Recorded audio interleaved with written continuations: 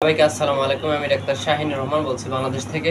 তো আজকে যে এইচএসসি পরীক্ষা সম্পর্কে আপডেট জানানোর কথা, আপনারা থাম্বনেল দেখে বুঝতে পারছেন। আজকের যে আপনারা জানেন যে গতকালকের পরীক্ষা কিন্তু স্থগিত করা হয়েছিল প্রাথমিকভাবে।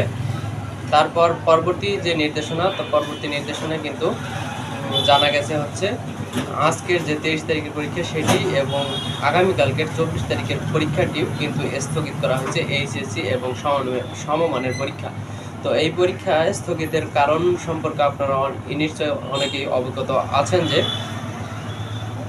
যে ঢাকার উত্তরার দিয়াবাড়ি যে মাইলস্টোন স্কুল অ্যান্ড কলেজ, সেখানে যে সামরিক বিমান প্রশিক্ষণ চলাকালীন সময়ে যে বিধ্বস্ত হয়েছে সেটির কারণে কিন্তু এই সিদ্ধান্ত নেওয়া হয়েছে।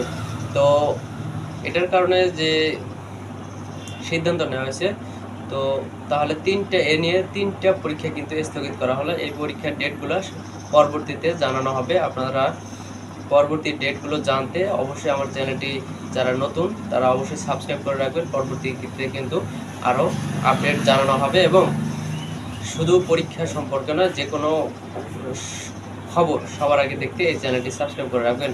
তো মাইলস্টোনের যে বিমান বিধ্বস্তের ঘটনায় এখন পর্যন্ত সর্বশেষ তথ্য অনুসারে এ পর্যন্ত 32 জন নিহত হয়েছেন এবং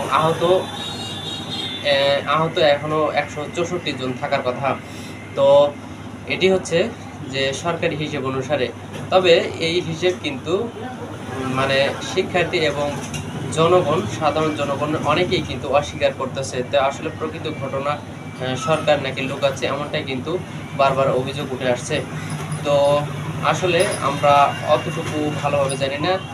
তো আসল ঘটনা আমাদের সরকারের কাছে যে আকুল আবেদন যে এই প্রকৃত যে সত্য বিষয়টি যেন নিশ্চিত করা হয় এবং আহত নিহতের ঘটনা যেন কোনোরূপ লুকানো না হয়, এটি আমাদের কামনা থাকবে।